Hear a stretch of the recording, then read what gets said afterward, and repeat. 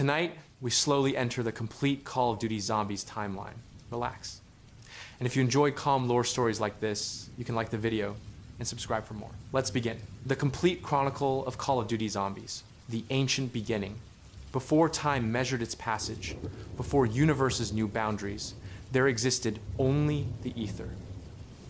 Within this primordial void dwelled beings known as the Keepers, ethereal entities who understood creation itself. Among them stood two individuals whose names would echo through countless dimensions. One would become known as Dr. Monty. The other would be called the Shadow Man. The Keepers possessed knowledge beyond mortal comprehension. They crafted artifacts of immense power, the summoning key, capable of manipulating the very fabric of the ether itself, and the chronorium, a tome containing all knowledge of time across every dimension. With these tools, the Keepers created Agartha, a dimension existing outside the normal flow of reality, a place above creation where they could watch over all that would come to be. But darkness lurked even among these ancient guardians. A faction of Keepers, led by the Shadow Man, became corrupted by a force dwelling beneath creation, a dimension of pure evil and decay, known as the Dark Ether. This corrupted realm twisted these fallen Keepers, transforming them into monstrous beings called the Apothicons. Their forms warped and their minds consumed by malevolence, the Apothicons sought to spread their corruption across all existence. The conflict between Keepers and Apothicons erupted into the War of Agartha. This primordial battle shook the foundations of reality itself. When the war concluded, the Apothicons faced defeat and banishment. The victorious Keepers cast their corrupted brethren into the Dark Ether, sealing them beneath creation in a prison of eternal darkness. There, across eons of exile, the Apothicons evolved into forms barely recognizable as their former selves, twisted creatures bearing only the faintest resemblance to their Keeper origins. Yet, the Apothicons refused to accept their imprisonment. Understanding that direct confrontation had failed, they devised a more insidious plan. They would corrupt reality from within. The Apothicons sent meteors containing a mysterious substance to a planet that served as a gateway to Agartha itself, Earth. This element, later designated Element 115 or Divinium, carried within it the essence of the Dark Ether's corruption. These meteors fell across the planet in various locations in different time periods, embedding themselves deep within the Earth, waiting for mortal hands to discover them, the Great War. The conflict between Keepers and Apothicons did not end with banishment. In the year 1292, during what would become known as the Great War, the Apothicons attempted to invade Earth itself. This battle saw humanity caught between forces beyond their understanding. 4 warriors emerged during this struggle, wielding powerful artifacts called the Elemental Staffs, the Staff of Wind, the Staff of Fire, the Staff of Lightning, and the Staff of Ice.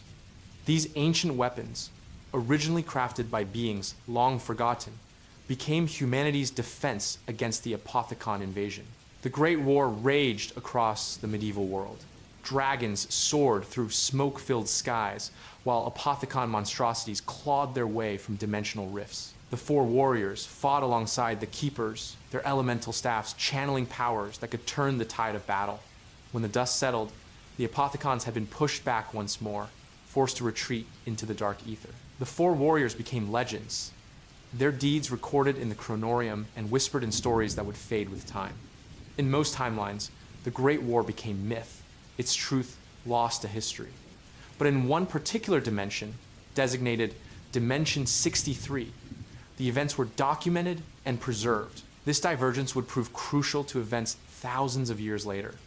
The discovery of Element 115. Centuries passed. The meteors containing Element 115 remained undisturbed, their corruption dormant but waiting.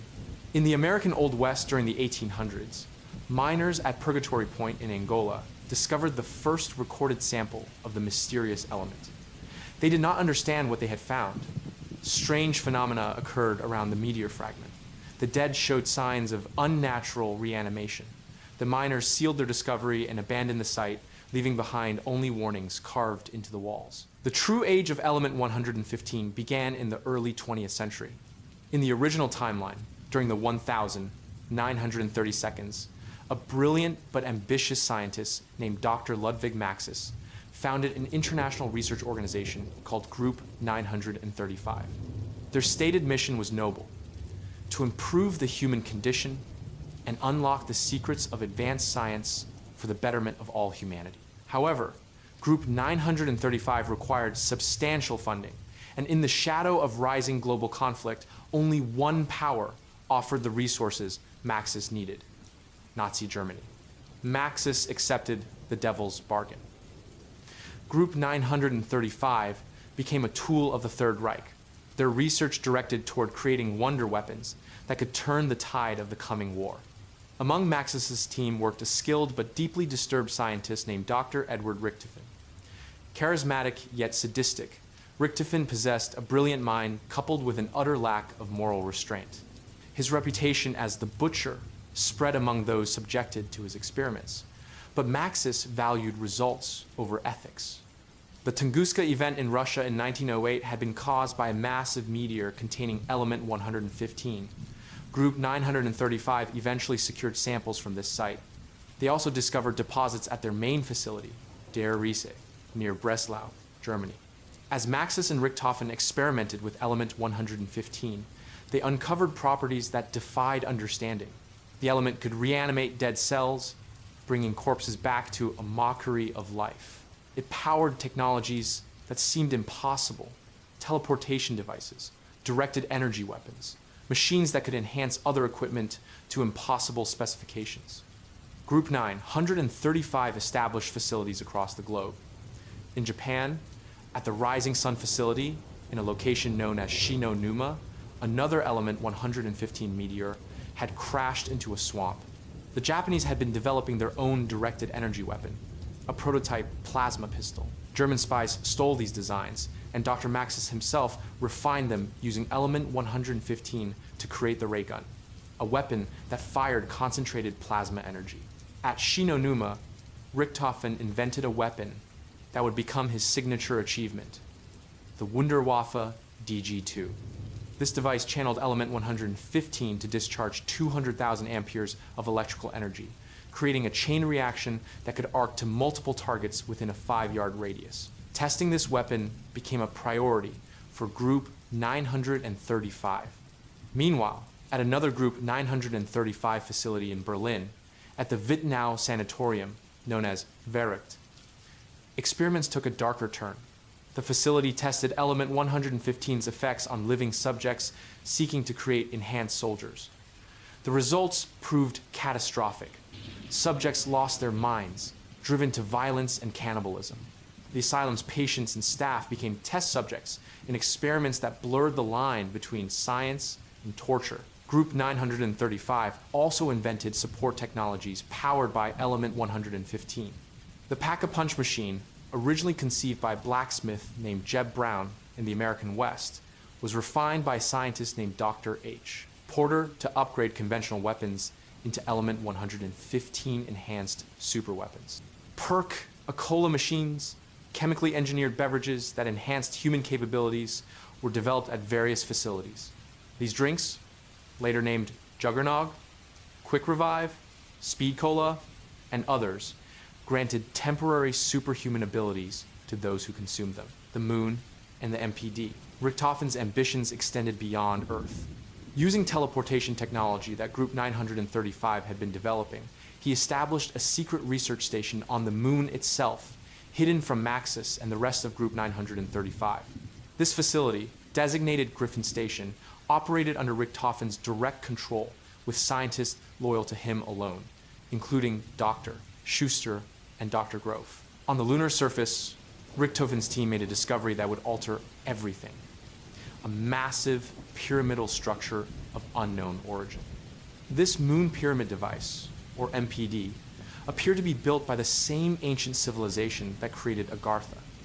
When Richtofen first touched the MPD, something catastrophic occurred. His mind made contact with something dwelling in the dark ether. Voices began whispering to him, filling his thoughts with dark purpose. The corruption that had created the Apothicons now seeped into Richtofen's consciousness. From that moment, Edward Richtofen became a changed man. His sadistic tendencies intensified, but now they served a purpose. The voices revealed to him the nature of the MPD. It was a device that could grant complete control over the ether itself, and through it, command over the zombie hordes that Element 115 could create. Richtofen began formulating what he called his grand scheme, a plan to seize the MPD's power for himself. Dr. Schuster and Dr. Grove continued studying the MPD. They discovered its true purpose when Schuster accidentally killed a rat near the device. The MPD absorbed the dying creature's life force, its energy tanks filling slightly. This revelation led to a horrific conclusion. The MPD required massive amounts of death energy to fully activate. Richtofen ordered that Group 935 scientists and soldiers be sent to Griffin Station, where they were systematically executed to power the device. The betrayal. Back on Earth, Maxis remained obsessed with creating the ultimate weapon for Germany. He pushed his scientists relentlessly, often to the point of cruelty. His personal life suffered.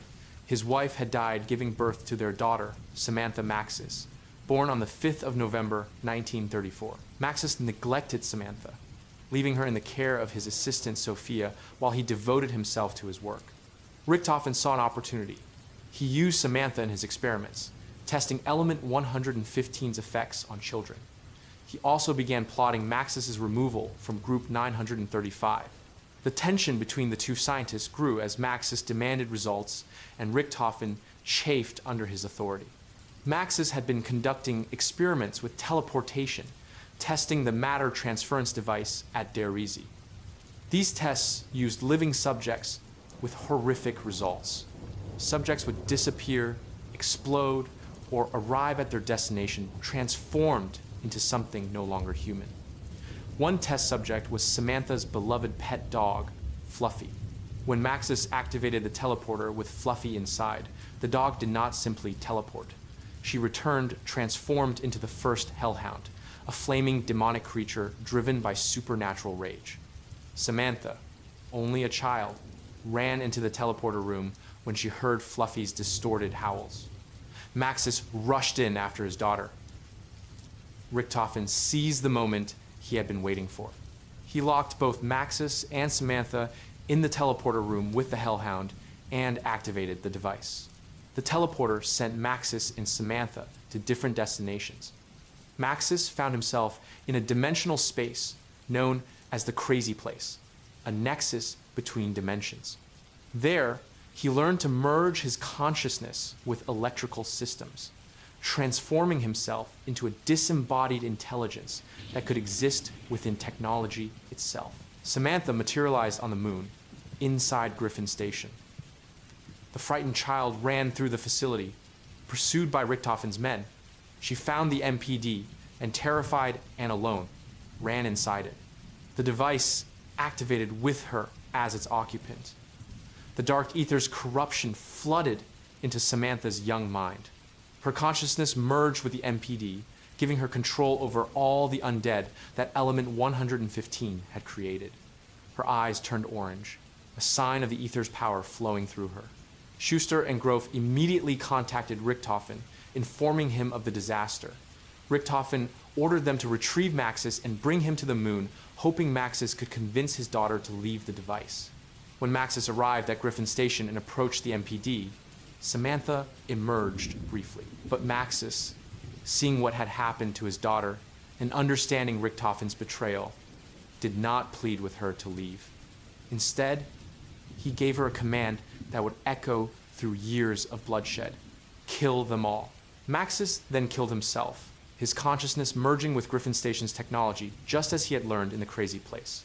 Samantha, now fully corrupted by the dark ether and empowered by the MPD, unleashed zombies upon Griffin Station.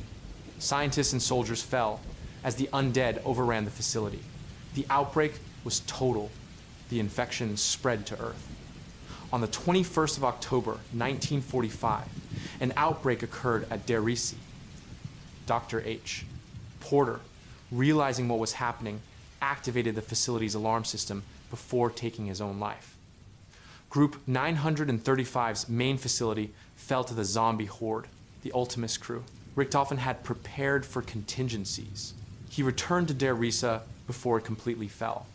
In the facility's depths, he kept 3 test subjects, prisoners of war he had been using in his element 115 experiments. The element's exposure had damaged their minds, leaving them with fractured memories and altered personalities. But they were still functional as soldiers. The first was Corporal Tank Dempsey, an American Marine.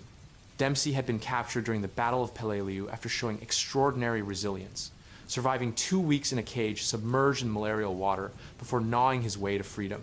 Group 935 sought to study his exceptional survival abilities. The element 115 experiments left Dempsey aggressive, violent, and prone to crude commentary, but still capable of fighting. The second was Captain Takeo Masaki of the Imperial Japanese Army. Born into a prestigious samurai family, Takeo had been a rising star in the Japanese military until his assignment to investigate Group 935 operations in Japan led to his capture. The experiments twisted his sense of honor into something rigid and sometimes nonsensical, but his combat skills remained sharp. The third was Nikolai Belinsky, a Soviet soldier with a dark past. Nikolai had worked his way up through Stalin's ranks by murdering his superiors and marrying politically advantageous wives.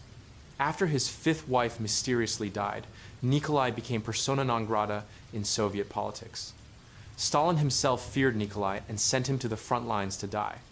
Instead, he was captured by Group 935. The element, 115 experiments, left Nikolai an alcoholic with fragmented memories and violent tendencies. Richtofen awakened these 3 on the 21st of October 1945, as Der Riese fell to zombies. None of them remembered who they were or why they were there. Richtofen claimed to be their ally, though he secretly planned to use them as pawns in his grand scheme. This group became known as Ultimus, a Latin word meaning the last.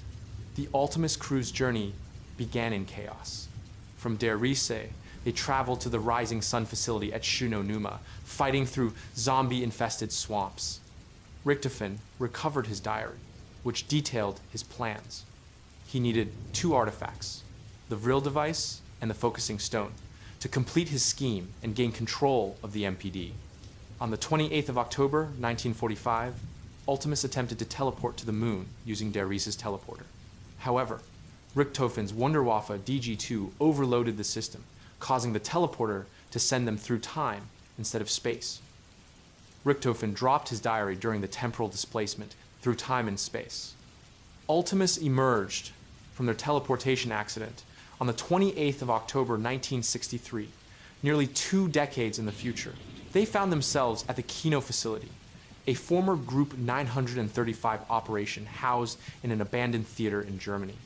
The facility had been used to study Element 115's effects on subjects through subliminal messaging in films. Meteors containing Element 115 could be found throughout the theater. Samantha's voice echoed through the building, controlling the zombie hordes that attacked Ultimus. From Kino der Toten, Ultimus continued their temporal journey. They arrived at a Soviet cosmodrome designated Ascension, another facility that had used Group 935 research. Here, Soviet scientists had attempted to use Element 115 to enhance their space program. A scientist named Yuri, corrupted by Samantha's influence, had betrayed his superior, Gersh, trapping him inside a dimensional rift using a device called the Gersh device. Samantha had promised Yuri rewards for his service. Ultimus helped free Gersh from the rift, and Richtofen recovered another piece of his diary. Their journey took them next to a Siberian facility, where they acquired the Vril device, an artifact of incredible power. Then Ultimus traveled to Shangri-La, a legendary temple hidden in the Himalayas where Element 115 meteors had fallen in ancient times. Here, they found 2 explorers, Brock and Gary, trapped in a time loop, doomed to die and resurrect endlessly. Ultimus assisted them in breaking the loop and acquired the focusing stone, a concentrated piece of Element 115 meteor that Richtofen needed for his plan.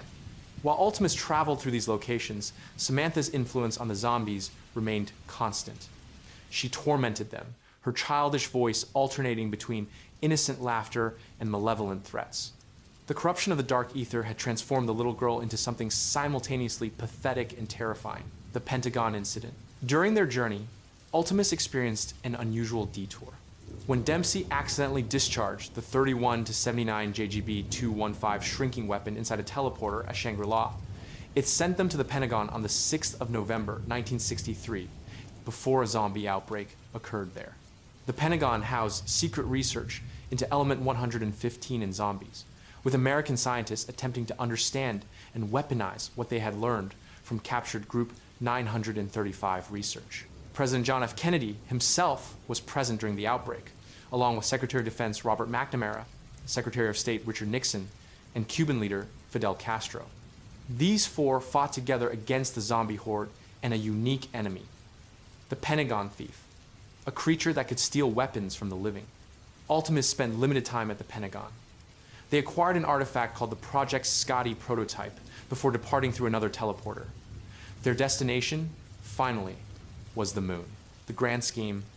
On the 13th of October 2025, Ultimus arrived at Griffin Station. The facility had remained operational despite the outbreak decades earlier, its automated systems still functioning. Richtofen led his team to the MPD. Using the Vril device merged with the focusing stone, Richtofen enacted his grand scheme. The MPD activated, revealing Samantha as she had been when she first entered the device in 1945. Still a small child despite the decades that had passed. Richtofen forced a body swap, his soul entering the MPD while Samantha's consciousness was thrust into his physical body. The switch completed, Edward Richtofen gained control of the ether, and through it, command of all zombies. But Richtofen's triumph was short-lived. Maxis, still existing as an AI within Griffin Station systems, made contact with Dempsey, Takeo, and Nikolai. He convinced them that Richtofen had betrayed them all, which was true. Maxis offered them a way to stop Richtofen and save the world. What he did not reveal was that his plan would doom humanity just as surely as Richtofen's. Dempsey, Takeo, and Nikolai reluctantly agreed to help Maxis. Samantha, trapped in Richtofen's body, also aided them. Together, they activated 3 missiles and launched them at Earth. The nuclear weapons struck the planet, severing Richtofen's connection to the ether, but also shattering the Earth itself. The planet became a fractured, apocalyptic wasteland, the Victus survivors. In the aftermath of this destruction, civilization collapsed. Survivors struggled to endure in a world overrun by zombies, where the Earth itself had been broken into pieces. From this chaos emerged 4 unlikely heroes who would become known as Victus. Samuel J. Stuhlinger had been a member of a cult called the Flesh, people who ate zombie meat, believing it granted them power. This practice allowed Richtofen, still wielding some influence from his weakened position in the Aether, to speak directly into Stuhlinger's mind.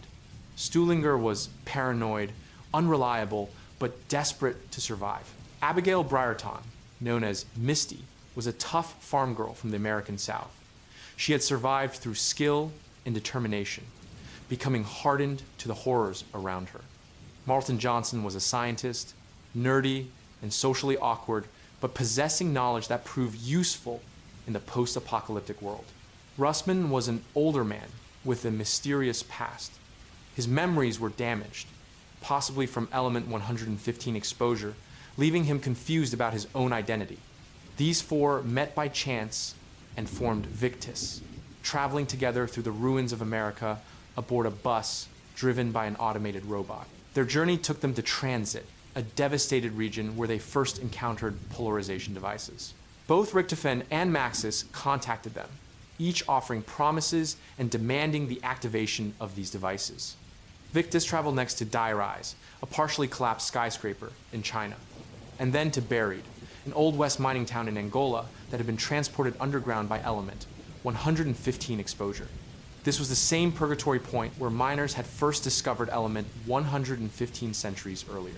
Here, they found the remains of a giant, possibly a subject of element 115 experiments, as well as Arthur, a man who had been trapped in a jail cell, his mind broken by isolation. At each location, Victus activated polarization devices. ultimately choosing to complete Maxis's plan rather than Richthofen's. On the 19th of January 2036, they activated the final device in Maxis's favor. This proved to be a catastrophic mistake.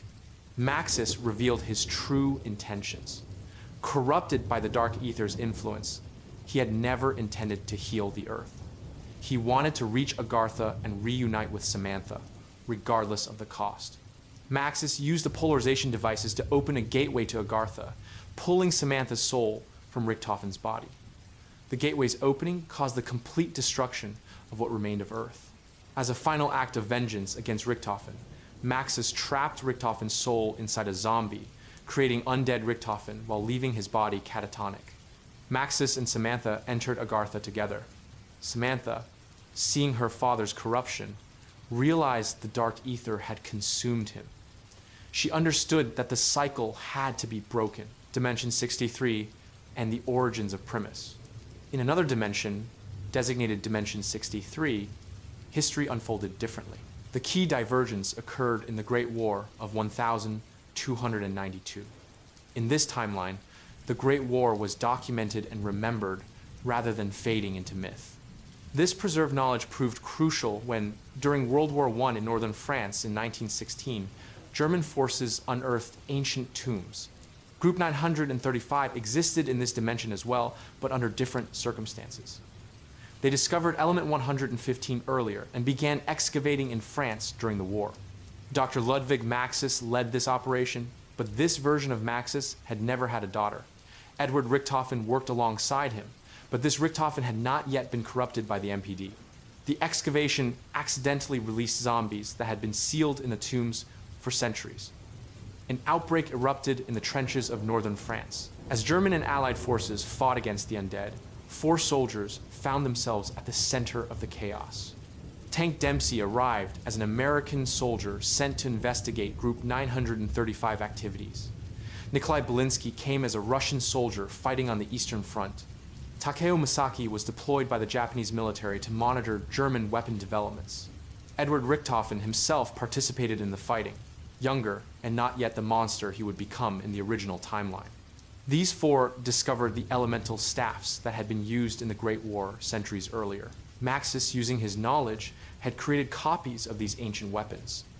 The Staff of Wind, the Staff of Fire, the Staff of Lightning, and the Staff of Ice. The 4 soldiers wielded these staffs against the zombie horde. During the battle, Maxis was bitten by a zombie. Richtofen, desperate to save his mentor, removed Maxis's brain and placed it in a drone quadrotor to preserve his consciousness. Samantha Maxis, communicating through rifts from Agartha, where she remained trapped by the corrupted version of her father from the original timeline, reached out to this dimension's Maxis and the 4 soldiers. Samantha convinced them to open a gateway to Agartha to free her. The 4 soldiers succeeded, and Samantha designated them as Primus, a Latin word meaning first of all. This group, younger versions of the Ultimus crew, would become the key to breaking the cycle that trapped the multiverse, the cycle revealed. As Primus began their journey, a pattern emerged. Dr. Monty, a keeper who had been observing events across the multiverse, revealed himself. He explained that the multiverse had become trapped in an endless loop, a cycle that repeated eternally. The cycle worked as follows. After defeating the Shadow Man and the Apothicons at the end of Revelations, Primus would be sent back in time to fight in the Great War of 1292. There, they would become the 4 warriors of legend. After the war, they would be reborn, eventually becoming the soldiers who discovered the elemental staffs in Dimension 63's World War I. This created a bootstrap paradox, with Primus simultaneously being their own cause and effect.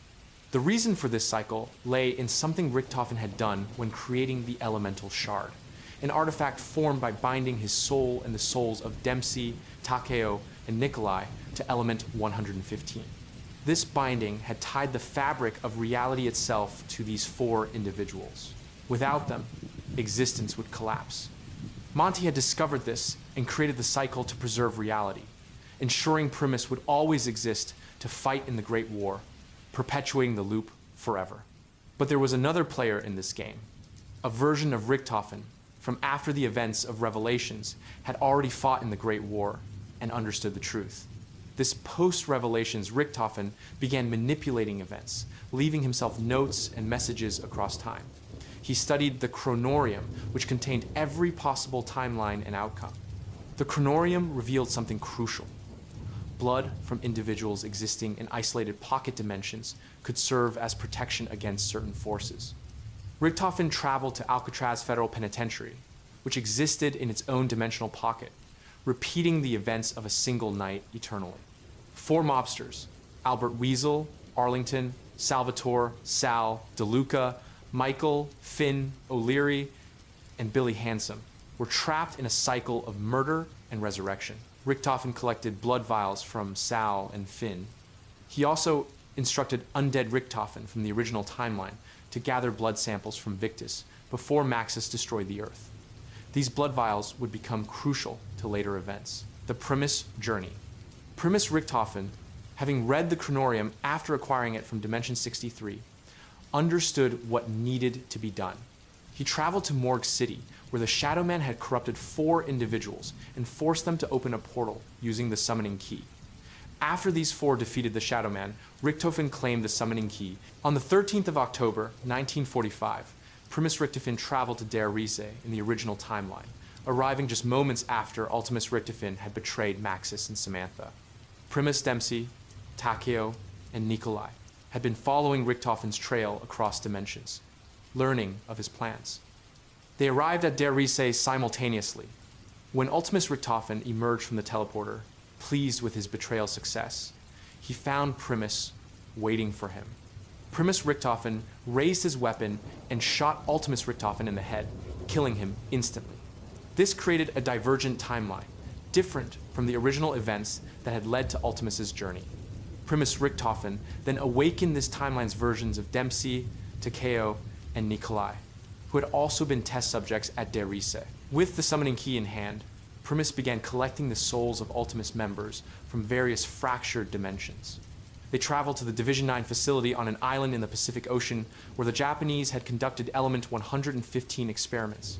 There, Primus found Ultimus Takeo and convinced him of the greater purpose. Ultimus Takeo, understanding the cycle had to be broken and accepting his role, sacrificed himself honorably. Primus Richthofen used the summoning key to capture his soul. Next, Primus traveled to Stalingrad on the 6th of November, 1945, during a Soviet attack that coincided with a massive zombie outbreak. Ultimus Nikolai had been stationed there, piloting a massive mechanical suit. After an intense battle involving dragons and giant mechanical soldiers called panzers, Primus Nikolai convinced his Ultimus counterpart to accept his fate. Ultimus Nikolai died, and his soul was captured in the summoning key. Before continuing their mission, Primus made a critical stop. They traveled to Alcatraz on the 4th of July, 1941, where Richthofen met with his past self to deliver the blood vials he had collected. The younger Richthofen accepted these vials, understanding through the chronorium that they would protect him in the future. With the blood vials secured and 2 souls collected, Primus needed to find Ultimus Dempsey. However, Richthofen informed the others that they first needed to set certain events in motion. These events would lead to Ultimus being captured and held at Area 51, ensuring the timeline progressed correctly. After these preparations, Primus traveled to a Group 935 facility where Ultimus Dempsey was being held and used in experiments. Primus Dempsey struggled with the necessity of killing his alternate self. But Ultimus Dempsey, seeing the determination in Primus Dempsey's eyes, understood. He accepted his death with the stoic resignation of a soldier. His soul joined the others in the summoning key. With 3 of the 4 Ultimus souls collected, Primus arrived at the house, a pocket dimension created by Dr. Monty. This perfect world existed outside normal reality, populated by purified souls of children. When Primus brought the summoning key containing the Ultimus souls, Monty transformed Ultimus Dempsey, Takeo, and Nikolai into children, purifying their corruption and allowing them to live peacefully in the house. Primus Richthofen and Maxis prepared to deliver the summoning key to Monty. But Maxis, corrupted by residual dark ether influence, heard voices emanating from the artifact, the Shadow Man. still trapped within the summoning key, whispered to Maxis through the dimensional barrier. When Maxis approached the summoning key in the house's basement, he accidentally released the Shadow Man. The Shadow Man immediately betrayed Monty, trapping Maxis inside the summoning key and releasing the Apothicons from the dark ether. Monty's perfect world transformed as the Apothicons invaded the house, and its surroundings became floating landmasses, suspended in space beneath an alien sun. Revelations, and the cycle continues. Primus found themselves in a fractured reality, fighting across fragments of previous locations they had visited. They battled through areas resembling Shangri-La, Origins, Der Eisendrache, and other maps, all stitched together in a cosmic nightmare. The Shadow Man had merged these dimensional pieces to create a staging ground for the Apothicon invasion. Monty, weakened but not defeated, aided Primus in their fight. The battle culminated in an arena where the Shadow Man commanded the Apothicons. Using the Chronorium, Primus broke the seal, keeping the summoning key from them, and engaged the Shadow Man directly. After an intense battle against Margwa, beasts, and waves of undead, Primus succeeded in reclaiming the summoning key. With the summoning key in hand, Primus forced the Shadow Man inside the mouth of a giant Apothicon creature. Using the Chronorium's power, they killed the Shadow Man, destroying his physical form. The Apothicons, without their leader, were banished back to the dark ether. Monty restored his perfect world, purging it of corruption. The house returned to its peaceful state, with the child versions of Ultimus safely inside. Monty thanked Primus for their efforts, but then explained a troubling reality. Primus themselves were an anomaly. They should not exist in this perfected universe. The blood vials that Richtofen had collected protected Primus from being erased. But this created a paradox. Monty could not allow them to remain in the house, as their presence disrupted the balance he had achieved. He made a decision. Primus would be sent back in time to 1292 to fight in the Great War, becoming the legendary warriors whose actions had inspired the formation of Primus in the first place. As Primus faded from the house, traveling through time to medieval France, the cycle completed itself. They would fight in the Great War, their elemental staves raised against the Apothicon invasion. They would become legend. Eventually, they would be reborn and discover those same staffs in the trenches of World War I. The loop would continue infinitely, exactly as Monty had designed, breaking the cycle. But one element disrupted this perfect loop. In Alcatraz, the mobsters had been trapped in their own cycle, murdering and being murdered in an endless loop spanning a single night. However, on one particular iteration, something changed. Albert Weasel Arlington, the most intelligent of the four mobsters, realized the truth of their situation. Instead of being killed by Sal, Finn, and Billy, as had happened countless times before, Weasel turned on them and killed them instead. This broke Alcatraz's cycle. The pocket dimension collapsed, and Weasel was freed into the ether. This sent ripples through the multiverse, proving that cycles could be broken. Post-Revelations, Richtofen observed this event and understood its implications. The Chronorium had always shown the same outcome, the cycle continuing infinitely. But Weasel breaking his cycle revealed that the Chronorium's pages could be changed. Richtofen began formulating a new plan, one that would require sacrifice, but could potentially free existence from the loop. He traveled across dimensions, gathering information and resources.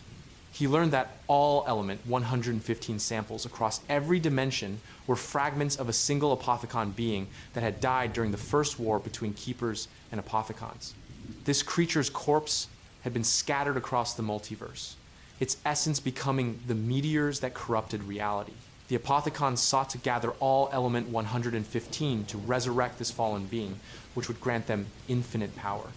Richtofen also discovered that the Ultimus crew's journey to the moon and Maxis' destruction of Earth had created unique circumstances. The original dimension, fractured but not destroyed, existed in a state of quantum uncertainty. This could be exploited. The classified incident. After the moon rockets struck Earth in 2025, events occurred at the Pentagon that would prove crucial to later developments. A group of scientists at Groom Lake, operating under the code name Broken Arrow, had been studying element 115 and zombie specimens for decades. When the world ended, they continued their research in underground facilities. At the Pentagon's classified facility, the same location where JFK and others had fought zombies in 1963, scientists attempted to contain specimens and study them. Among these researchers was Dr. Cornelius Purnell, who had been exposed to element 115 over years of research. The exposure slowly drove him mad. Cornelius became convinced that the only way to survive the apocalypse was to transform himself into a zombie, preserving his consciousness while gaining the undead's resilience. Using experimental serum derived from element 115, he injected himself repeatedly. The transformation was slow and agonizing, but Cornelius clung to his sanity even as his flesh rotted. Eventually, Cornelius became Avogadro, a unique zombie capable of transforming into electrical energy. He could possess machinery and travel through power systems. This transformation would later play a role in events at the transit facility, where Avogadro's consciousness lurked in the electrical grid.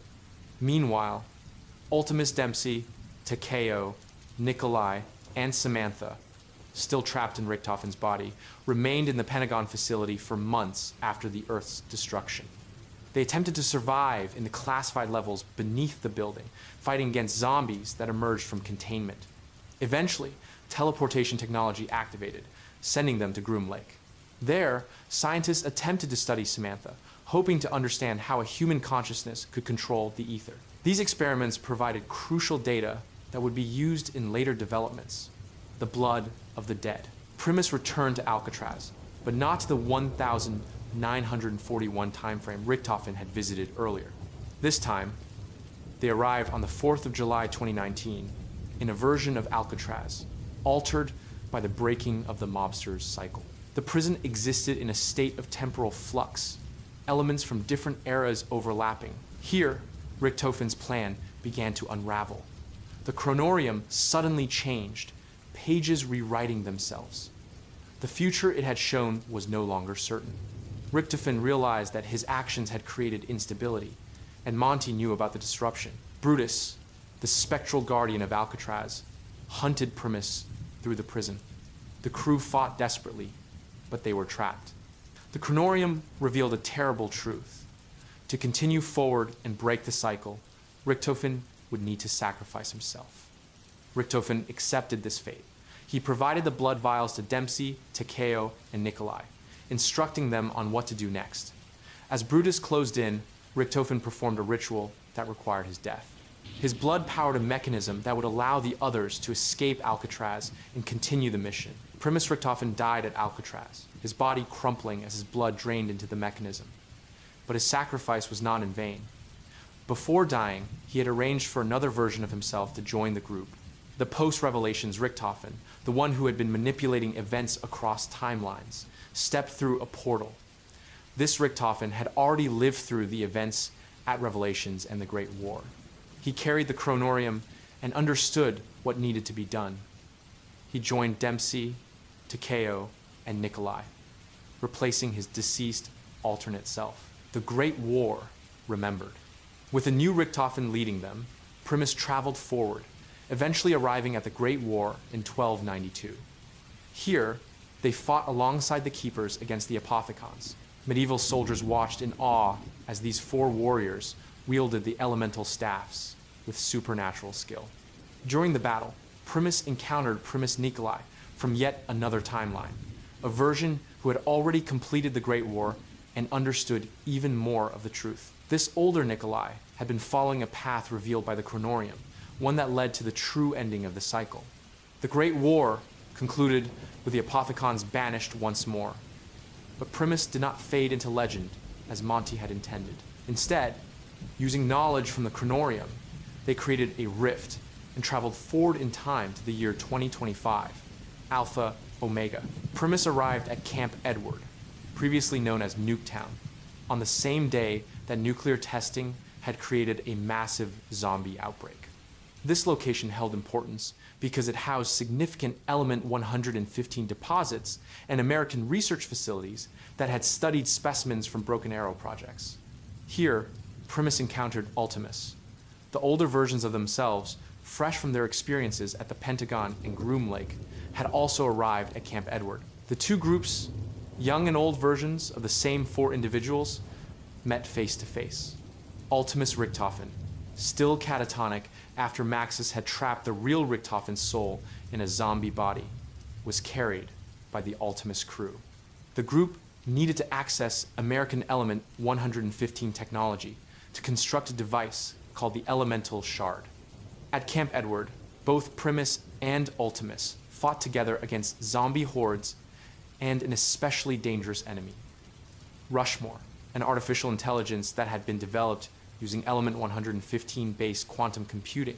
Rushmore controlled the facility's defenses and saw both groups as intruders. Primus Nikolai took command of the combined operation.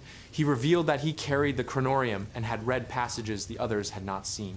These pages described a way to permanently end the cycle and save existence from the Apothecon's corruption.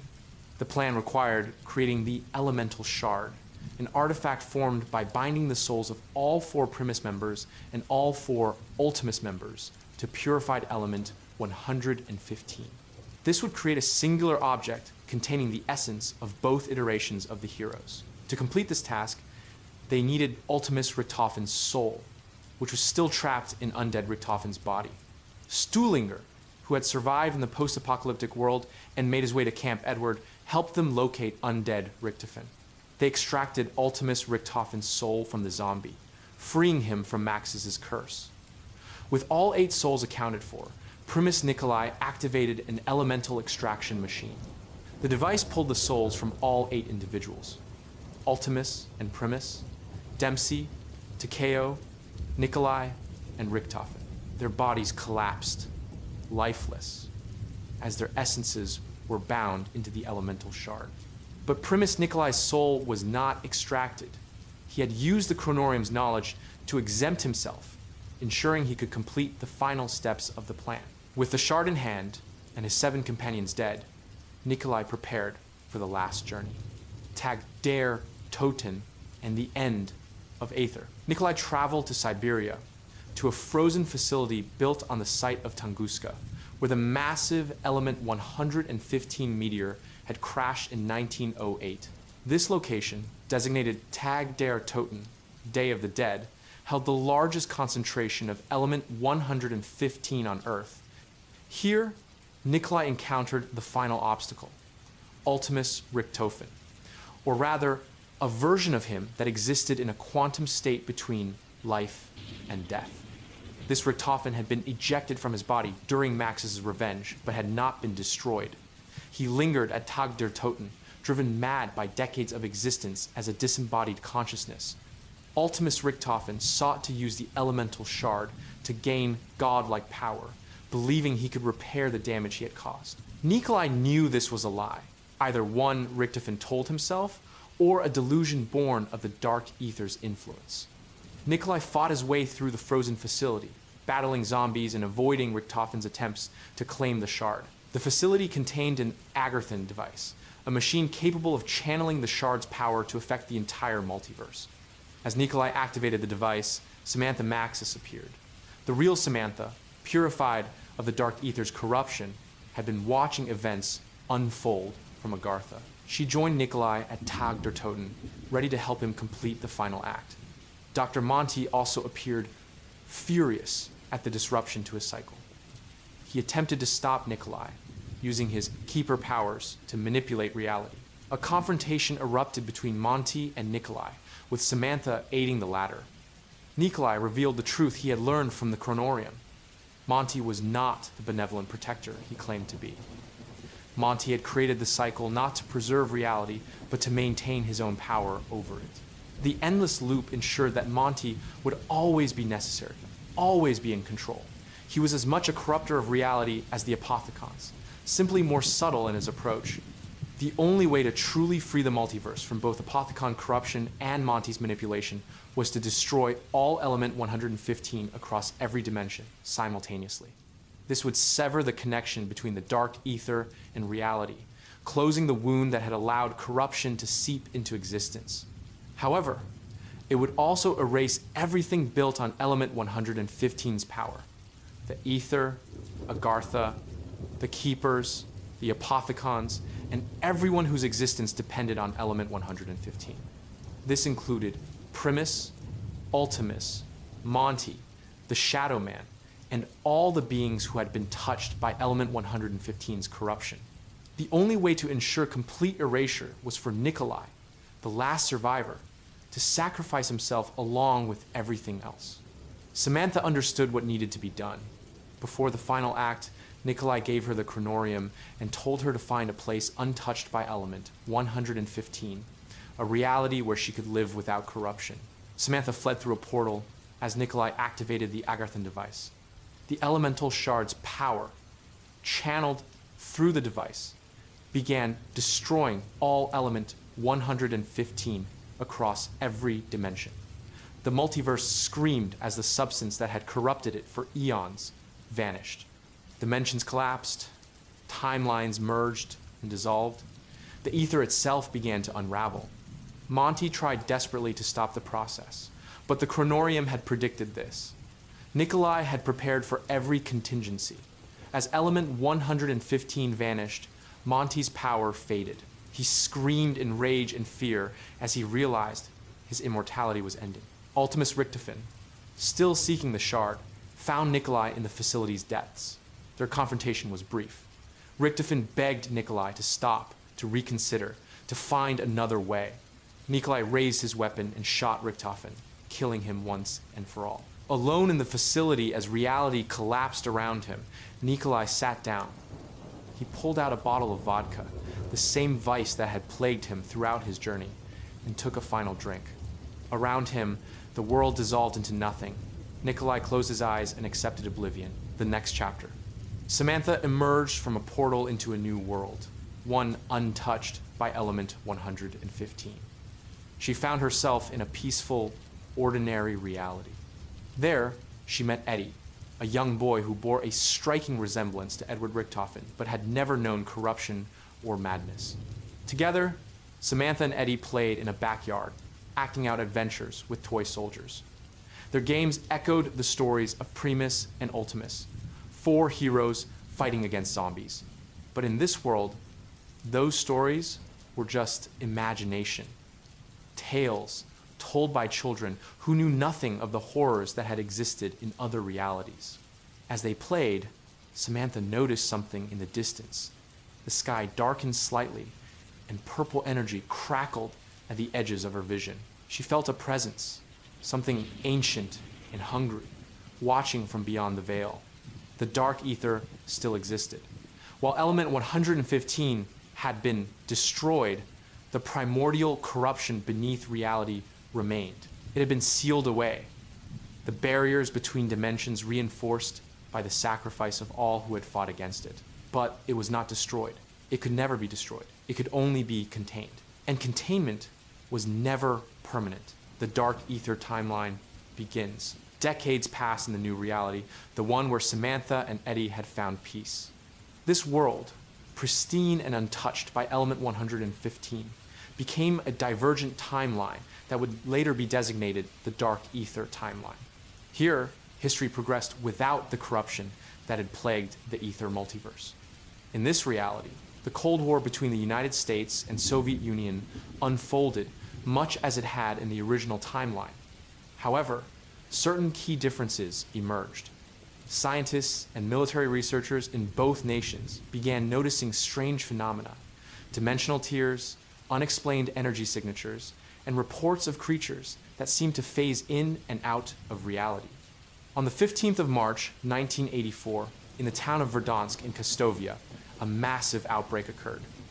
The outbreak did not involve element 115, as that substance had been erased from existence. Instead, it involved something far older and more dangerous, a direct incursion from the dark ether itself. The veil between dimensions, weakened in certain locations by unknown factors, tore open. Creatures poured through twisted beings that resembled zombies but were fundamentally different. These were not corpses reanimated by element 115, but manifestations of dark ether corruption given physical form. They were faster, more aggressive, and horrifyingly intelligent compared to the undead of the Ether timeline. The Soviet Union scrambled to contain the outbreak. A special operations unit designated Omega Group was formed under the command of Colonel Lev Kravchenko, a hardened military officer who had served in Vietnam. Omega Group's mission was to study and contain dark ether incursions, using whatever methods necessary. The United States, detecting unusual activity in Verdansk through satellite surveillance, launched their own investigation. The CIA established Requiem, a multinational task force operating in secret. Requiem's leadership included Gregory Weaver, a CIA officer who had lost his eye during the Vietnam War, and Elizabeth Gray, a strategic coordinator with a brilliant tactical mind. Both organizations sought to understand the dark ether and exploit it for their nation's advantage. The Cold War had gained a new dimension, one that threatened to consume the entire world if not properly contained: the Project Endstation incident. Requiem's investigation led them to Project Endstation, a secret Nazi facility in Poland that had been abandoned since World War II. Intelligence suggested the Nazis had discovered something at this site, something that predated even the war itself. A strike team was deployed to Endstation on the 13th of November 2024. The team consisted of 4 operators, agents recruited from various military backgrounds. Their names were classified as Requiem, operated under strict protocols designed to protect operatives' identities. The strike team discovered that Endstation housed a particle collider, an experimental device the Nazis had built to study dimensional physics.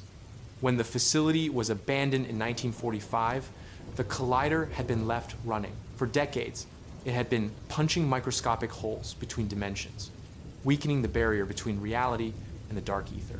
These holes had grown larger over time.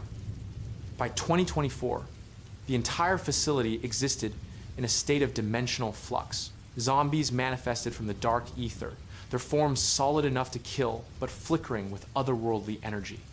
Strange anomalies appeared throughout the facility: areas where gravity failed, zones of accelerated time, and dimensional tiers that showed glimpses of the dark ether itself. The strike team fought through hordes of zombies and activated emergency containment protocols. They succeeded in stabilizing the particle collider, reducing but not eliminating the dimensional breaches. During their mission, they discovered a crucial artifact: the Ethereum Neutralizer, a device capable of temporarily sealing dark ether rifts.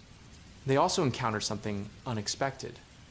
Among the zombies shambling through Endstation were specimens that appeared different, marked with strange glowing symbols.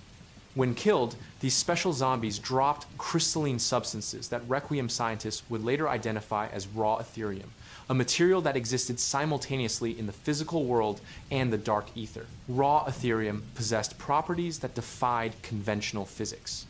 It could enhance weapons, power experimental technology, and serve as a conduit for accessing dark ether energy without opening full-scale dimensional rifts. Both Requiem and Omega Group immediately recognized its strategic value: Dye, Mashdeen, and the exfil protocols. Following the Endstation incident, Requiem shifted focus to a facility known only as D-Machine. This location, a recycling plant built atop a decommissioned German research facility, showed signs of major dark ether activity. What Requiem did not initially reveal to their strike teams was that D-Machine was built directly on top of the original Nacht der Untoten, the abandoned bunker where the first zombie outbreak in the ether timeline had occurred. While Element 115 no longer existed, the location itself remained significant. Certain places in the world seemed naturally more susceptible to dark ether incursion, as if the fabric of reality was thinner there. On the 13th of November 2024, the same day as the Endstation mission, a second strike team deployed to D-Machine. They found a massive dark ether portal had opened in the facility's underground levels, created by a mysterious device called the cyclotron. The portal was massive, a swirling vortex of purple and blue energy that pulsed with malevolent intent. Zombies poured from it endlessly, not just ordinary undead, but special variants. Hellhounds wreathed in dark ether fire, massive brute zombies called panzers, and spectral entities called tempests that could teleport and discharge electrical energy. The strike team fought their way to the cyclotron and discovered someone had activated it deliberately. Someone wanted the dark ether portal open. Before they could investigate further, Dr. Vogel, a scientist working for Omega Group, appeared via holographic transmission. He mocked Requiem's efforts and revealed that Omega had been studying D-Machine for months before Requiem's arrival. The strike team had no choice but to activate emergency exfiltration protocols. As zombies overran their position, they fought to a helicopter landing zone and escaped. D-Machine remained contaminated, the dark ether portal still active and spewing corruption into the world. Firebase Z and the Ethereum outbreak. Requiem's investigation of Omega Group activities led them to Vietnam. Intelligence indicated Omega had established a secret facility called Firebase Z in the jungles near Outpost 25. This firebase had been built during the Vietnam War, but had been reactivated recently for Omega's dark ether research. On the 4th of February 1985, Requiem deployed a strike team to Firebase Z.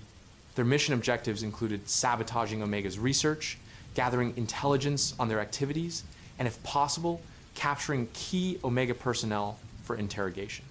The team discovered Firebase Z had suffered a catastrophic outbreak. Omega scientists, in their attempts to harness dark ether energy, had torn open multiple rifts simultaneously. The base was overrun with zombies, including new variants called mimics that could disguise themselves as items and ambush the living. Among the ruins of Firebase Z, the strike team found evidence of human experimentation. Omega had been testing Ethereum compounds on living subjects, attempting to create enhanced soldiers who could channel dark ether energy. The results were uniformly horrific. Subjects either died in agony or transformed into zombie variants with enhanced abilities. The team also encountered Ravenov, an Omega Group scientist who claimed to be working undercover against his own organization. Ravenov revealed that Kravchenko had become obsessed with weaponizing the dark ether, pushing experiments beyond ethical boundaries. Ravenov provided Requiem with crucial intelligence about Omega's operations before helping the strike team evacuate. Outbreak and the wandering threat, the dark ether incursions escalated beyond contained facilities. Throughout the Ural Mountains region, dimensional tiers began opening randomly, creating what Requiem designated outbreak zones. These were large-scale contaminations where dark ether energy had seeped into entire geographical areas, transforming them into hellscapes overrun with zombies. Requiem deployed multiple strike teams to these outbreak zones, with objectives that varied from destroying Ethereum reactors to escorting dimensional payloads to extraction points. The zones represented a new phase in the dark ether crisis. The corruption was no longer limited to specific facilities, but was spreading across the world. During these operations, Requiem teams encountered something unexpected. One particular entity appeared repeatedly in the dark ether, a voice that reached out through dimensional rifts. This entity claimed to have been trapped in the dark ether for decades and sought help escaping. The voice called itself Kazimir Zykov, the Maxis tragedy. Samantha Maxis had grown into a brilliant scientist in her own right. Working with Requiem, she studied the dark ether, using knowledge she retained from her childhood in the Agartha timeline. Though those memories were fragmented and seemed like dreams, they gave her insights no other researcher possessed. On the 15th of June, 1984, at Firebase C, Maxis made a fateful decision. She believed she could develop a way to communicate with entities inside the dark ether, potentially learning how to permanently seal the rifts. Against Requiem protocol, she entered an experimental portal during an unauthorized test. The portal malfunctioned. Maxis found herself trapped inside the dark ether, her consciousness scattered across the hostile dimension. In the physical world, her body returned, but her mind was lost. She existed in a catatonic state while fragments of her awareness drifted through the dark ether, experiencing time differently than in the real world. What felt like months to her mind was only hours in reality. Requiem mobilized immediately to rescue her. The strike team traveled to Outpost 25, an Omega facility where Dr. William Peck had been conducting parallel experiments on dimensional rifts. Peck had hidden in a safe room during an outbreak and now demanded extraction in exchange for helping Requiem locate Maxis. The strike team reluctantly worked with Peck, restoring power to the facility. In doing so, they inadvertently helped Peck transmit all of Omega's research back to Kravchenko. Peck also revealed a terrible truth. Maxis was not simply lost in transit, but had become trapped within the dark aether itself, her consciousness subsumed by its energies. Using a modified rift device, the strike team succeeded in pulling Maxis back from the dark ether. She returned to the real world, changed her exposure, having granted her strange abilities, but also leaving psychological scars. Her eyes sometimes glowed with dark ether energy, and she could sense things beyond normal perception. Operation Threshold and the Forsaken. With Maxis recovered, Requiem launched Operation Threshold, a series of coordinated experiments designed to understand the dark ether and gain advantage over Omega Group.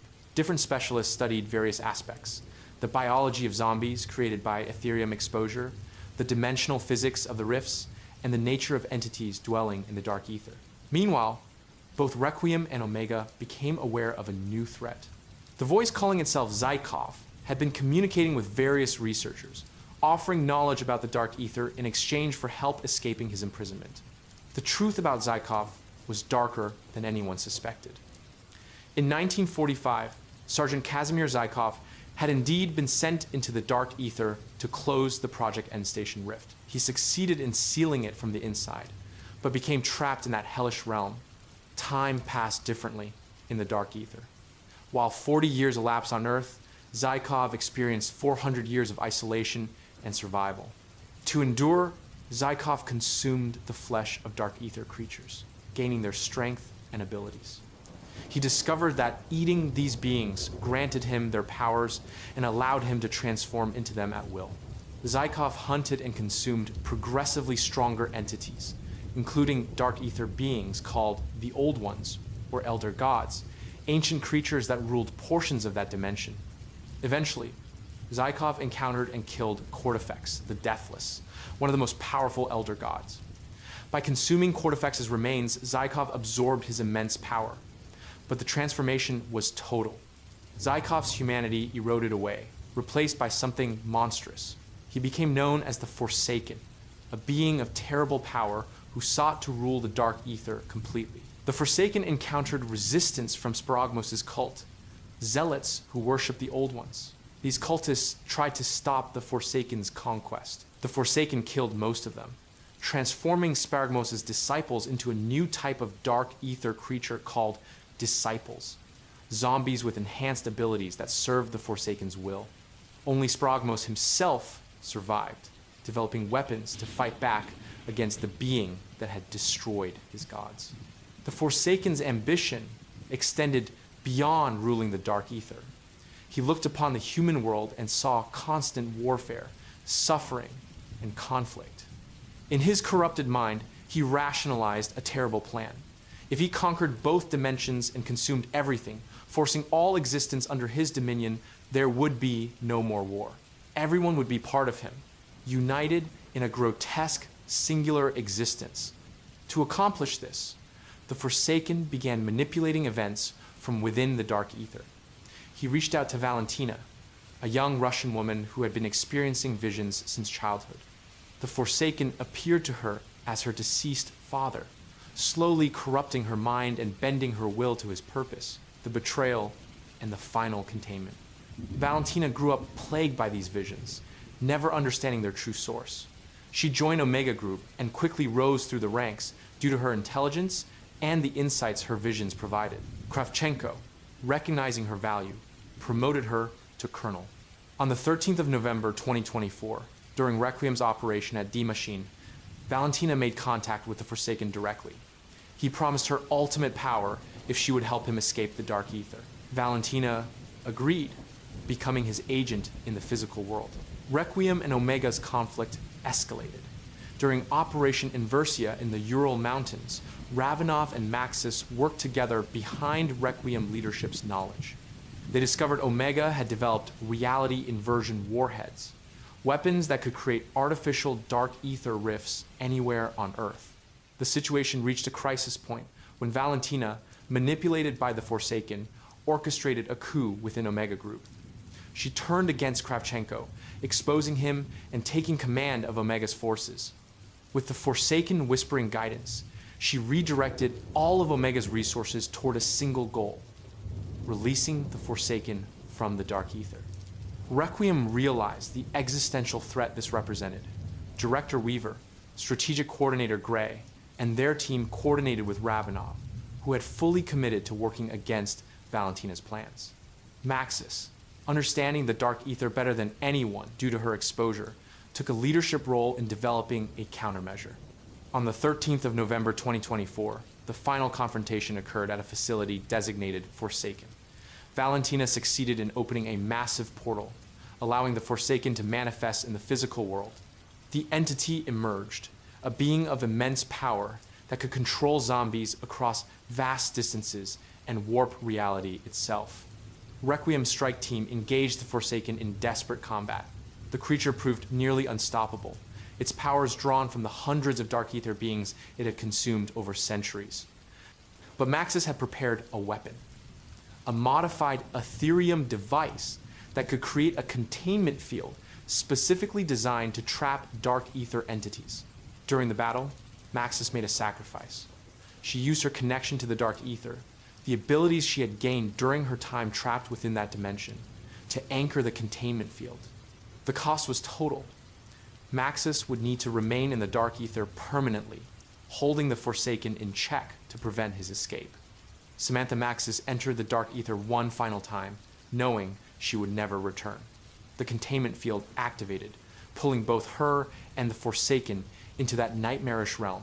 The portal sealed behind them, leaving the Forsaken imprisoned once more, and Maxis as his eternal warden. The strike team evacuated as the facility collapsed. Ravenov and Requiem personnel barely escaped with their lives. The Dark Ether threat had been contained, but at tremendous cost: the Vanguard incident and the first breaches.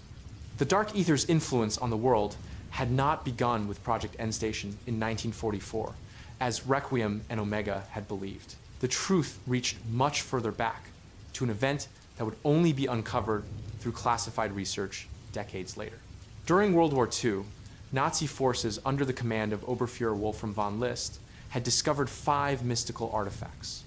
These relics, ancient beyond measure, had existed for centuries and contained within them bonds to 5 powerful Dark Ether entities: Cortifex the Deathless, Syraxis the Shadow, Nordicus the Conqueror, Invictor the Destroyer, and Belikar the Warlock. Von List commanded a special SS battalion designated Die Wahrheit, tasked with occult research and artifact recovery. When the Project Endstation incident occurred on the 7th of March, 1944, something unexpected happened. The dimensional breach activated these long dormant artifacts, awakening the Dark Ether entities bound within them. Von List had been in his mobile headquarters near Leningrad on the night of the Endstation incident. When he touched one of the artifacts, he formed an immediate bond with Cortifex. The former Lord of the Dark Aether spoke to Von List, offering him a bargain. Cortifex would grant Von List the power to raise the dead and create an army of undead soldiers. In exchange, Von List would help Cortifex return to power in the Dark Ether. Von List accepted. He immediately notified Heinrich Himmler of the situation and gathered all pages of the Tome of Rituals regarding Cortifex's scepter, locking them in his office. Cortifex ordered Von List to destroy the other 4 artifacts, fearing the other Elder Gods might interfere with his plans. Von List, however, kept them, believing he could harness their power as well. Von List launched an unauthorized military operation called Operation Revenant, deploying Die Wahrheit to Stalingrad, despite Germany having lost that city in their worst defeat of the war.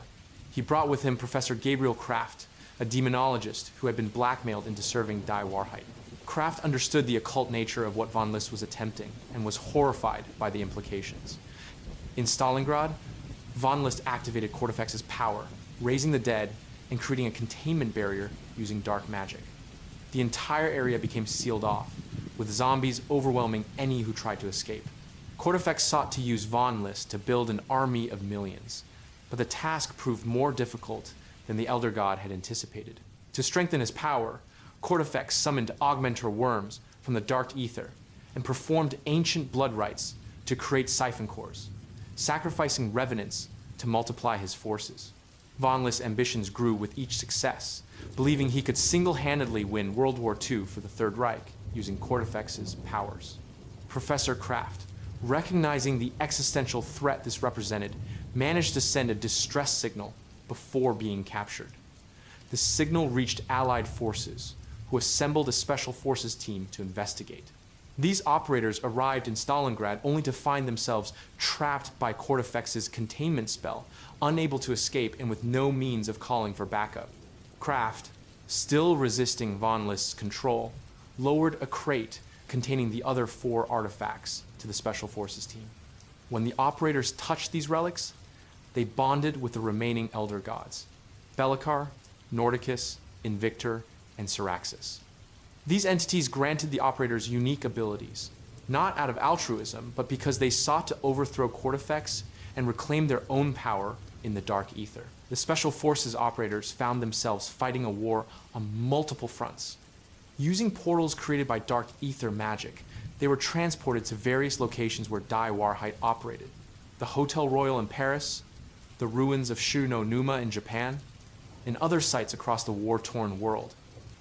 At each location, they completed objectives that weakened von List's forces and disrupted Kortifex's plans. Belikar proved particularly helpful, assisting Kraft in developing a transmitter to send messages into the Dark Ether, hoping to rally other beings against Kortifex. The operators progressed through increasingly difficult challenges, fighting not only zombies, but also specialized creatures created by Kortifex's power. The conflict in Stalingrad represented the first major Dark Ether incursion into the physical world, predating even the Project End Station incident that Requiem had believed was the original breach. Von List's ambitions and Kortifex's manipulations created a nexus of corruption that, while eventually contained, left residual effects that would be felt for decades. The fate of Von List, Kraft, the Special Forces operators, and the Elder Gods bound to them remained classified in official records. What was known was that the Stalingrad incident ended, the containment barrier fell, and the artifacts disappeared from history. Whether Kortifex succeeded in returning to the Dark Ether or was destroyed remained uncertain. Operation Deadbolt and the Zerevan outbreak. More than 35 years after Samantha Maxis sealed the Forsaken in the Dark Ether, the world believed the Dark Ether threat had been permanently contained. Requiem had been dissolved, its records classified and scattered across various intelligence agencies. Most operatives who had served during the Cold War era operations had retired or died. The younger generation of soldiers and agents knew nothing of what had transpired. Then, in early 2025, reports emerged from Urzikstan. The region of Zerevan, a war-torn area already devastated by conventional conflict, began experiencing unusual phenomena. Dimensional tears appeared spontaneously. People disappeared. Locals reported seeing impossible creatures and areas where reality itself seemed unstable. The CIA, under the leadership of Station Chief Kate Laswell, recognized the signs. She activated an emergency contingency protocol that had been created in the aftermath of the Cold War Dark Ether incidents. Operation Deadbolt. The protocol's mandate was simple and absolute. Nothing gets in, nothing gets out. Captain Selma Green was placed in command of Operation Deadbolt on the ground. The operation recruited multinational operators, soldiers from various special forces units who were brought into Urzikstan with minimal briefing. They were told they were containing a biological hazard. The truth about the Dark Ether was revealed only after they arrived and saw the reality for themselves. John Soap McTavish from Task Force 141 was deployed to assist with the initial containment. He found a situation far worse than intelligence had suggested. Entire sections of Zerevan had been transformed into what the CIA designated the exclusion zone. Within this area, Dark Ether energy had contaminated the land, creating pockets where the dimension bled into reality. Zombies roamed the exclusion zone in massive numbers. These were not the slow-moving undead of earlier outbreaks, but aggressive, enhanced creatures. Hellhounds wreathed in Dark Ether, fire-hunted in packs. Manglers, biomechanical monstrosities, patrolled key locations. Disciples, the enhanced zombies created by the Forsaken's corruption, demonstrated tactical intelligence. The cause of the outbreak became clear through investigation. A private military corporation called Terminus Outcomes had been conducting unauthorized research into Ethereum. They had established hidden laboratories across Urzikstan, experimenting with enriched Ethereum derived from processing vast quantities of raw crystals harvested from dark ether rifts. Terminus Outcomes sought to weaponize Ethereum, creating soldiers with enhanced abilities and developing technologies that could harness dark ether energy. Their experiments, conducted without proper containment protocols or understanding of what they were dealing with, had torn open multiple rifts simultaneously.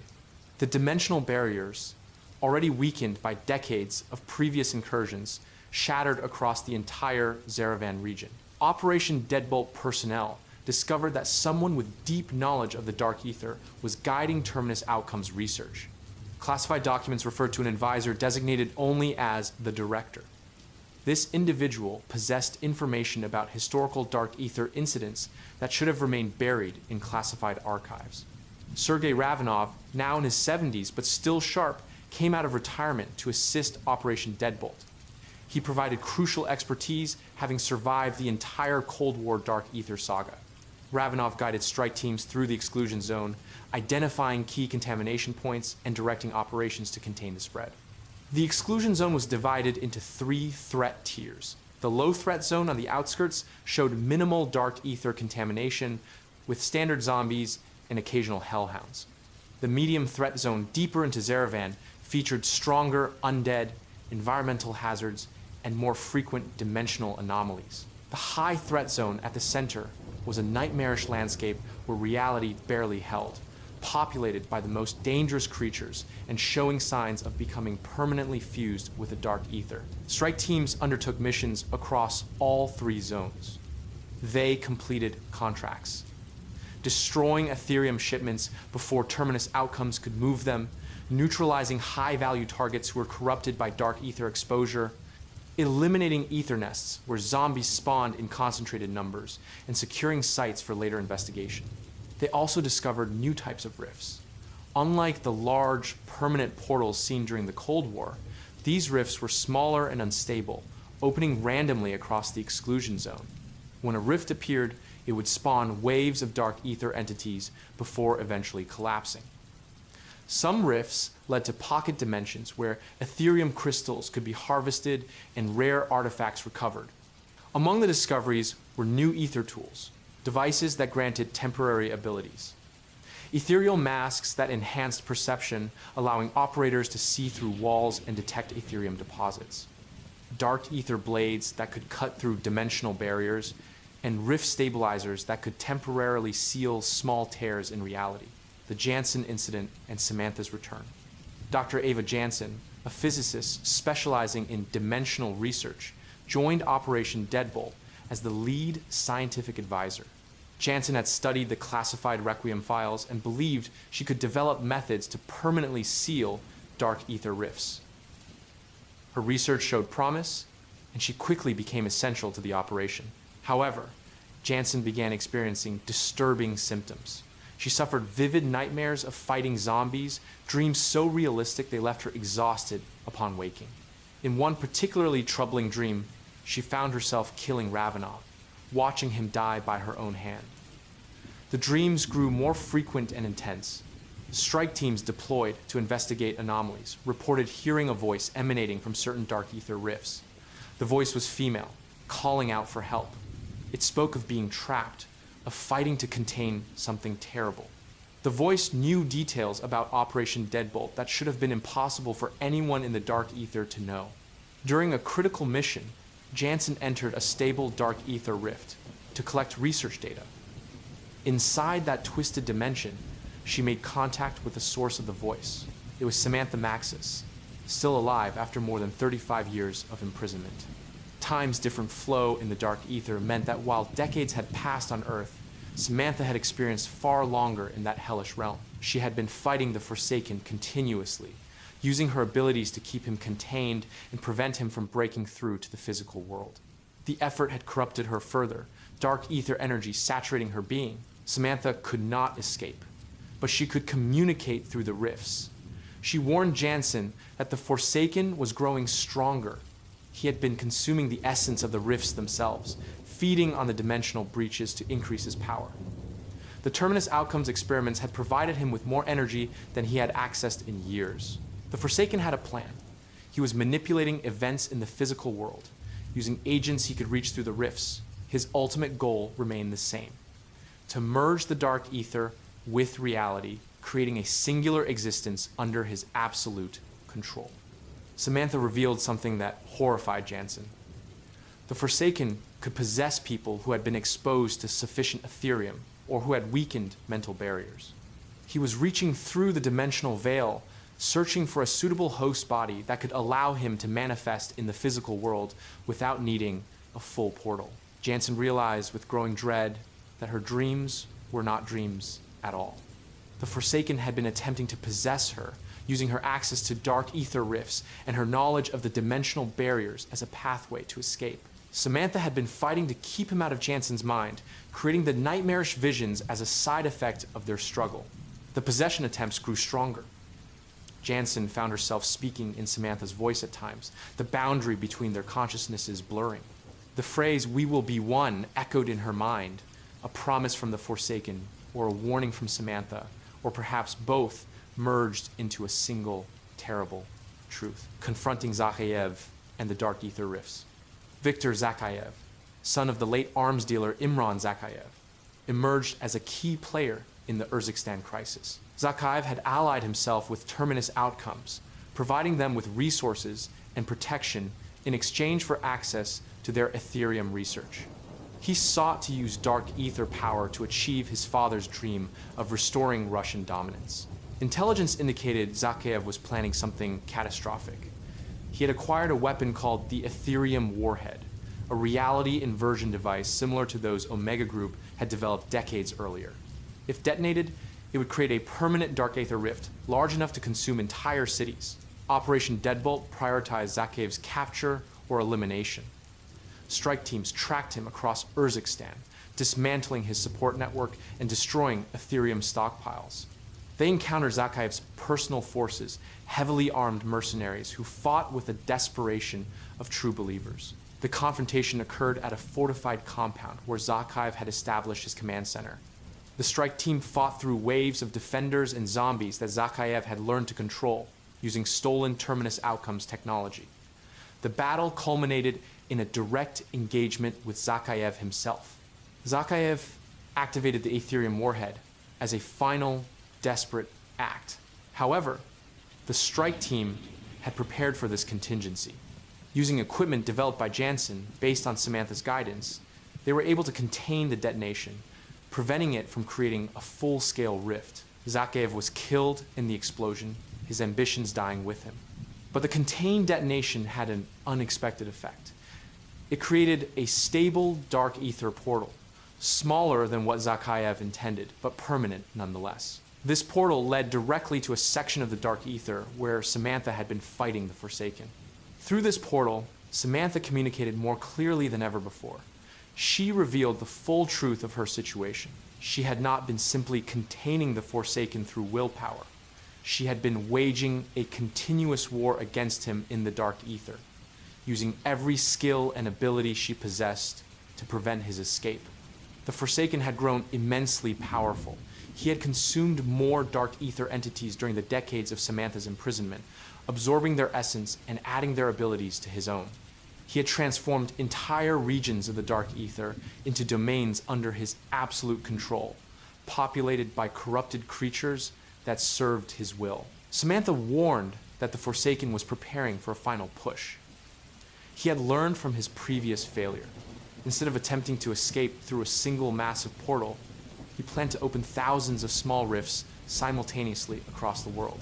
Each rift would be too small for Operation Deadbolt to contain, but together they would allow his corruption to seep into reality from countless points.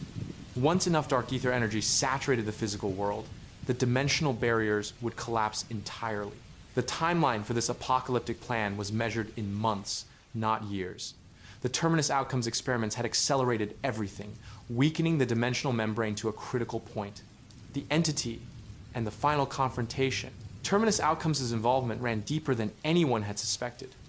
The corporation was not simply experimenting with Ethereum for profit. They were following a specific plan, one provided by an entity they had made contact with inside the dark ether. This entity had promised Terminus Outcomes power beyond imagination.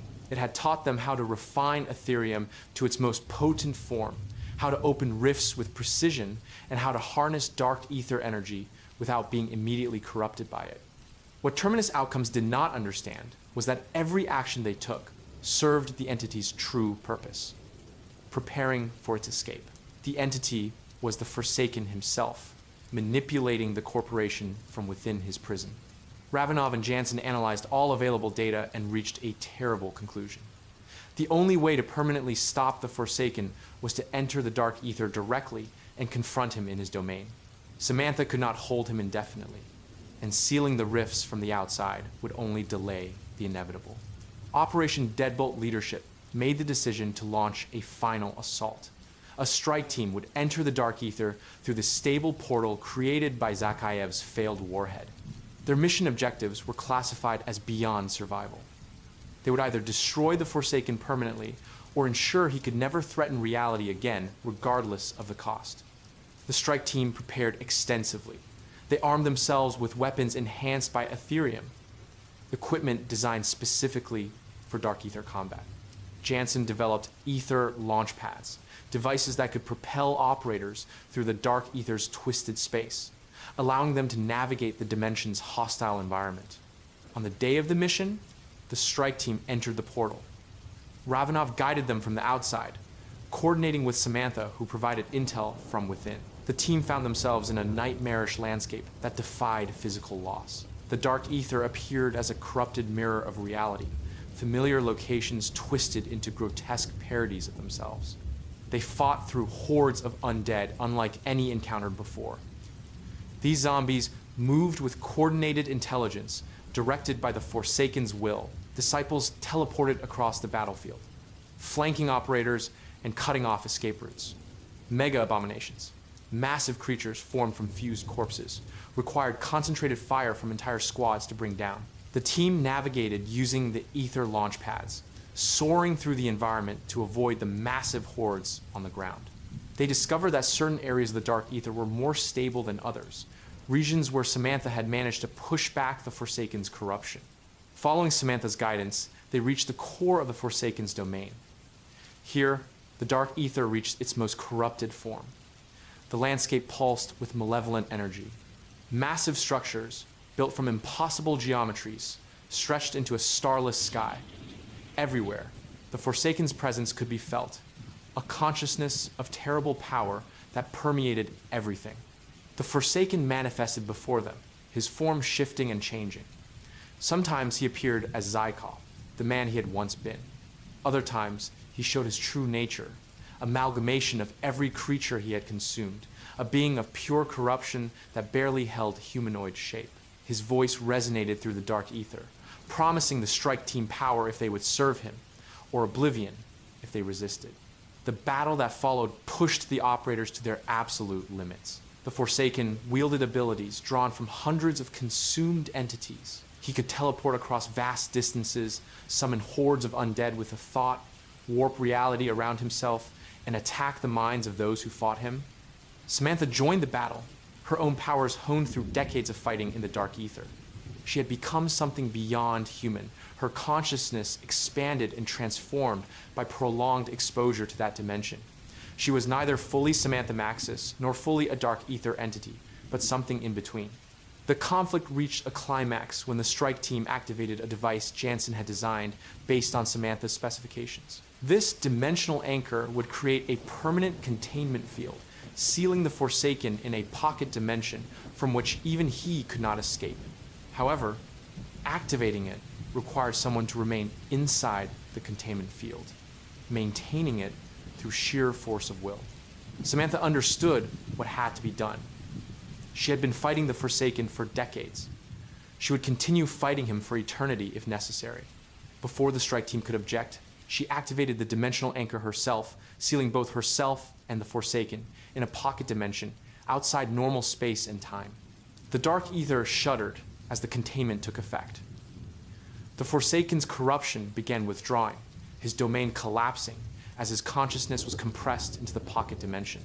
Samantha's voice echoed one final time, telling the strike team to run, to escape before the portal sealed. The operators fled through the collapsing dark ether. Behind them, reality itself rewrote, erasing the pathways they had traveled. They reached the portal just as it began to close, diving through into the physical world. The portal sealed behind them with finality, leaving only a faint scar in reality where it had existed. The aftermath and continuing vigilance. The strike team emerged in Urzikstan to find the exclusion zone changing. With the Forsaken contained and Samantha maintaining the seal, the Dark Ether's influence began receding. The rifts across Zaravan started closing. Zombies that had been animated by Dark Ether energy collapsed as that energy withdrew. The dimensional barrier strengthened, returning to a more stable state. However, the victory was not complete. Jansen's analysis revealed a troubling reality. The Dark Ether could never be truly destroyed. It was a fundamental dimension, as eternal as the physical universe itself. The Forsaken had been contained but not killed, and Samantha's seal, while powerful, was not infallible. Terminus Outcomes had been dismantled, its leadership arrested or killed during Operation Deadbolt's raids. But the knowledge they had accumulated could not be erased. Enriched Ethereum still existed in stockpiles around the world. The techniques for opening rifts had been documented. Other groups would inevitably attempt similar experiments in the future. Operation Deadbolt transitioned from an active containment mission to a monitoring role. Teams remained deployed across Urzikstan, watching for any signs of renewed Dark Ether activity. Scientists studied the remaining rifts, developing better containment methods and early warning systems. Jansen experienced a profound change. Her exposure to Samantha's consciousness, combined with her time inside the Dark Ether, had left her with a permanent connection to that dimension. She could sense when rifts were opening, feel the Dark Ether's presence like a pressure against her mind. This made her invaluable to Operation Deadbolt, but also left her changed in ways that could not be reversed. Ravenov, having witnessed the conclusion of a battle that had lasted his entire adult life, finally retired. He had fought Dark Ether incursions during the Cold War, seen Samantha sacrifice herself twice to contain threats from that dimension, and helped guide the final confrontation with the Forsaken.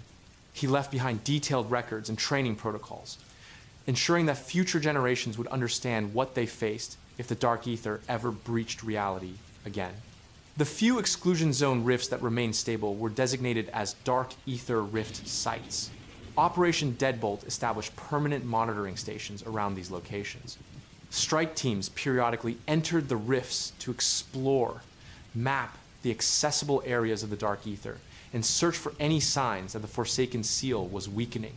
Inside these rifts, they found evidence of Samantha's continued existence. Cryptic messages appeared, warnings about areas of particular danger or guidance toward caches of useful equipment. The messages were fragmentary and sometimes contradictory, suggesting that maintaining the seal against the Forsaken was consuming most of Samantha's consciousness. The world at large never learned the full truth. Operation Deadbolt's activities were classified at the highest levels. Official reports attributed the Urzikstan outbreak to a chemical weapons accident. The civilian population near Zaravan was quietly relocated, the exclusion zone declared permanently contaminated by conventional hazards. But those who had served in Operation Deadbolt knew the truth. The Dark Ether still existed, separated from reality by barriers that were strong but not impenetrable. The Forsaken remained imprisoned, but undefeated, perpetually straining against Samantha's seal. Other Dark Ether entities dwelled in that dimension, some of whom had proven hostile to humanity.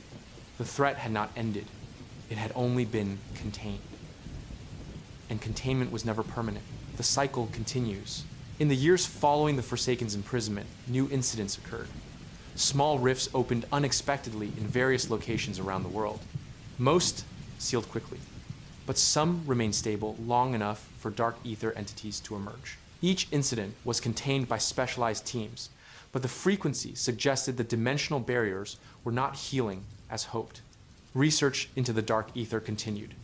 scientists discovered that the dimension operated on principles that contradicted normal physics. Causality was flexible there. Time flowed differently. Entities could exist in multiple states simultaneously. These properties made studying the dark ether immensely difficult and dangerous. Some researchers theorize that the dark ether was not simply another dimension, but a fundamental aspect of reality itself, the shadow cast by existence. If this was true, then attempting to seal it completely would be like trying to eliminate darkness by removing all light. The two were intrinsically linked. Others suggested that the dark ether served a purpose in the cosmic order. Perhaps it was a repository for corruption, drawing malevolence and decay away from the physical universe. If sealed too effectively, that corruption might manifest elsewhere, in ways more difficult to contain. The philosophical questions surrounding the dark ether remained unresolved. What was certain was that humanity now existed in a state of perpetual vigilance. Organizations like Operation Deadbolt monitored for breaches. Protocols were established for rapid response to any outbreak. Weapons and equipment were stockpiled, ready for deployment if the Forsaken ever broke free or if another dark ether entity threatened the world. Janssen, despite her connection to the dark ether causing her constant discomfort, continued her research. She developed theories about how to strengthen the dimensional barriers without relying on Samantha's seal. She also searched for ways to communicate more reliably with Samantha, hoping to eventually find a method to extract her from the pocket dimension where she remained imprisoned alongside the Forsaken. The question that haunted everyone involved was simple. How long could Samantha maintain the seal? She had already spent decades fighting in the dark ether. Now she faced eternity locked in combat with one of the most powerful entities that dimension had ever produced. Eventually, she would falter. Eventually, the seal would weaken. And when that happened, the world would need to be ready. The Dark Ether Saga had revealed a fundamental truth about existence. There were forces beyond human understanding, dimensions of corruption and malevolence that had existed since before life emerged on Earth. These forces were patient, they were eternal, and they were hungry. Humanity had learned to fight them, to contain them, to survive their incursions. Heroes had sacrificed themselves to protect reality from being consumed. But the war was not over. It could never be over, because the dark ether was eternal, and what was eternal could not be destroyed. It could only be resisted. Epilogue. The endless vigil. In the deeper regions of the dark ether, far from any rift that connected to the physical world, Samantha Maxis maintained her eternal vigil. The pocket dimension she shared with the Forsaken existed outside normal time, a prison constructed from her willpower and Janssen's technology. The Forsaken raged against his confinement, attacking Samantha's consciousness constantly. She defended herself with abilities honed over decades, using every trick and technique she had learned during her long battle. Sometimes she appeared as the Samantha who had entered Agartha as a child, innocent and afraid. Other times she manifested as the corrupted version who had controlled zombies from the Moon Pyramid device. Most often, she existed as something beyond either, a being of pure will, shaped by her purpose rather than her past. The Forsaken sometimes spoke to her, trying to break her resolve with words when his attacks failed. He told her she was fighting for a world that had forgotten her, that would not save her even if they could. He promised her rest if she would simply stop resisting, allow their consciousnesses to merge and become something new. Samantha never answered. She knew that any response would give him an opening, a weakness to exploit. She maintained her focus absolutely, holding the seal without wavering. But she was not entirely isolated. Through the fragmentary connection she maintained with reality, Samantha could sense Operation Deadbolt's activities. She felt Janssen's presence particularly strongly, their brief merging of consciousness having created a bond that transcended dimensions. When strike teams entered the remaining Dark Ether rifts, Samantha reached out to them, leaving messages and warnings, helping them navigate and survive. She also sensed something else, something that gave her a glimmer of hope. Janssen was not simply accepting the current situation. She was actively researching ways to strengthen the seal, or, even more ambitious, to extract Samantha while keeping the Forsaken imprisoned. The work was slow and the chances of success were uncertain, but it represented possibility where none had existed before. Samantha allowed herself to believe in the small portion of her consciousness not devoted to maintaining the seal, that she might someday escape, that she might see the world her sacrifices had protected, that her story might have an ending beyond eternal imprisonment. But even if that hope proved false, even if she remained in the dark ether forever, Samantha would continue fighting. Because that was what heroes did. They sacrificed themselves to protect others. They stood against the darkness even when no one would ever know their names. They fought not for glory or recognition, but because it was right. In the heart of the dark ether, surrounded by corruption and malevolence, Samantha Maxis embodied humanity's defiance against the forces that would consume existence. As long as she held the seal, the world was safe. And so she would hold it for as long as necessary, forever, if required, because some battles never end, and some heroes never rest. If this story helped you relax or drift away, feel free to leave a like and subscribe. Thank you for being here, and I'll see you in the next story.